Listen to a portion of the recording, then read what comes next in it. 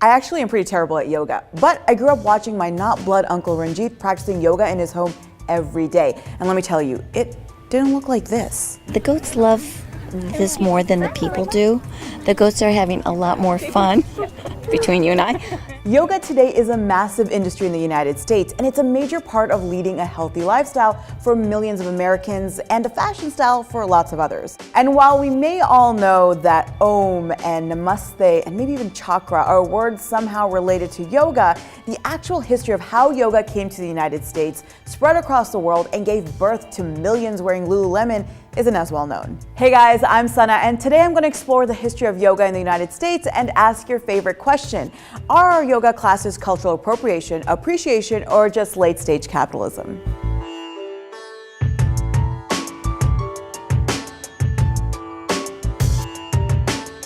Yoga is a massive industry in the United States. One study found that Americans spend $16 billion a year on clothing, equipment, classes, and accessories. It's also reported that over 36 million, or 15% of Americans, had done their downward dog at some point in the last 6 months. Over the course of their lives, that number increases to 28% of Americans. And it's also everywhere in pop culture. Unless you're planning to move those hands down, get them off me. Baby, bend over. Baby, bend over. Let me see you do that yoga. I'm so good at yoga. So how did a South Asian spiritual practice dating back thousands of years even get to America? Well, say hello to Swami Vivekananda, the man credited for introducing yoga to Americans. Vivekananda came to Chicago in 1893 to speak at the first ever Parliament of Religions conference, a meeting of faith leaders from around the world that was part of the Chicago World's Fair.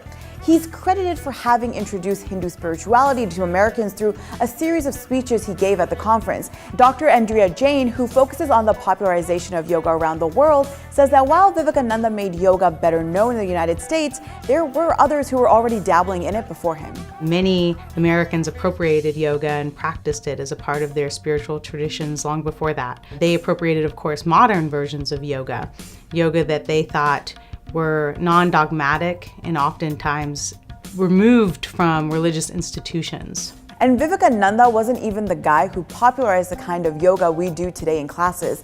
BKS Iyengar, K. Patabi Joyce, and TKV Desikachar are credited for being the founding fathers of modern yoga. All three were students of perhaps the most influential yoga teacher, Sri Thirumalai Krishnamacharya. Among Krishnamacharya's most influential students was Indra Devi. Indra Devi was key in teaching yoga in a way that distanced it from those stereotypes of Hinduism that many Americans deemed threatening, especially specific Hindu beliefs that might be perceived as a threat to American religious identities. Indra Devi, whose real name was Eugenie Peterson, was a Russian actress who brought yoga with her to Los Angeles in 1947, where it attracted the attention of actors interested in fitness and breathing techniques. I want to mention here that from the 1880s into the early 1900s, in response to the fear of incoming immigrants, the US government enacted a series of immigration laws that barred or limited immigration from Asia. And yoga in particular was treated as a strange cult that was stealing young white women.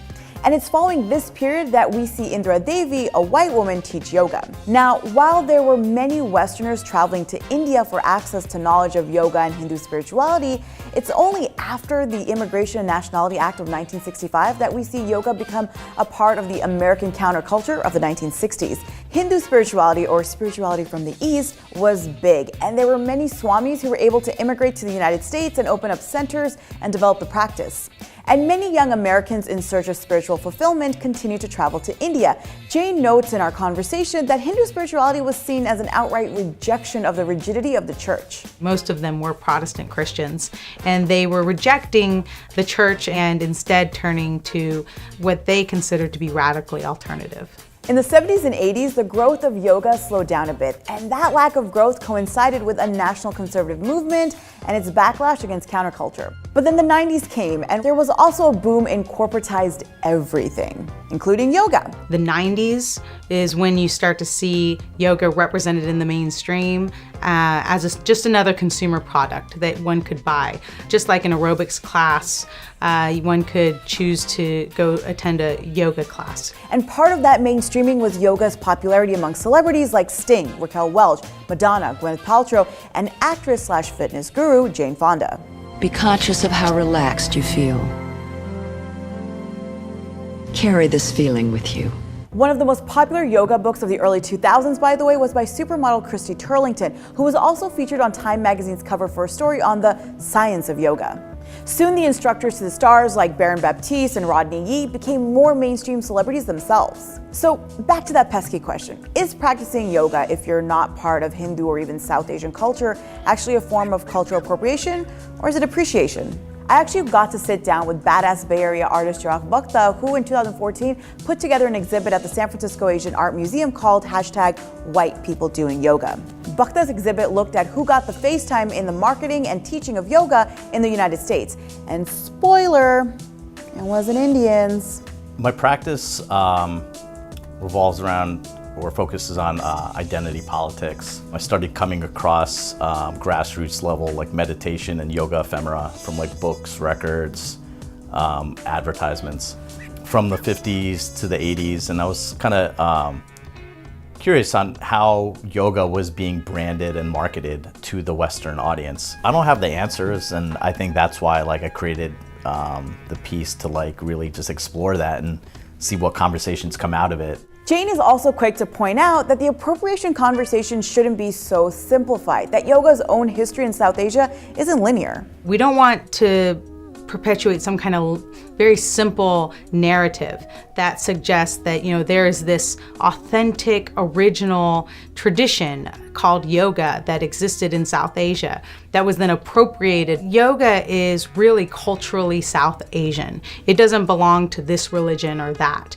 A lot of the problem also for Jane comes down to how yoga is sold. There are countless cases in which entrepreneurs and corporations sell yoga products and services and do so in a way that is driven toward making a profit without benefiting the conduits of yoga in South Asia. That said, to just reduce the yoga industry to mere commercialization or commodification is just too simple, because among many yoga practitioners, you have an interest in learning about that history. But despite how some practitioners may have the knowledge about yoga's history and the power dynamics at play, the commercialization has nevertheless whitewashed the practice. In a 2-year archival study of Yoga Journal magazine, there was never a South Asian person on the cover, and less than 1% of content contributors were South Asian. And it's not really surprising when yoga, for the most part of its history, has been marketed to white, wealthy Americans. I think it's an extension of colonialism in a lot of ways,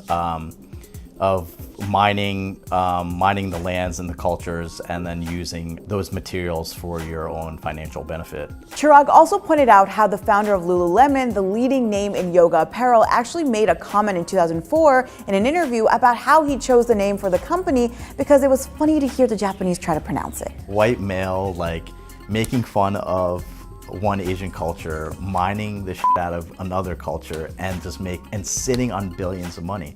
And you start seeing this pattern of like, oh yeah, this sounds familiar. And Jane notes that while many yoga consumers may actually be searching for something spiritual, the yoga industry functions on, well, a sort of exoticization of that spirituality. Even though we oftentimes think of commercial yoga as non-spiritual or non-religious or simply fitness, or simply commodities, it's a lot more complicated because many of the reasons behind why consumers choose yoga are tied to Orientalist stereotypes. So when entrepreneurs then sell these products, they are capitalizing off of those stereotypes. This whole conversation on appropriation and authenticity takes an uncomfortable turn when we look at how yoga has been weaponized in India under the leadership of Narendra Modi and the Hindu nationalist BJP party. They've been trying to reclaim yoga as a Hindu tradition, as a way to assert Hindu identity in a multi-religious country where Muslims have come under violent threat. So how should we approach our yoga classes? Is it time to drop the sun salutations and incredibly comfortable pants? Well, I'll leave that to Bhakta. I guess what I want people to take away is to just really stop and think about what they're stepping on and, you know, what they're participating in when either going to a yoga class or buying those yoga pants. Hey guys, hope you enjoyed the video. We, by the way, didn't even get to touch on the fact that there is a global tourism industry that is centered on yoga, or that yoga itself is being commercialized in India. But let us know what you think in the comments, and don't forget to subscribe and come back next Sunday.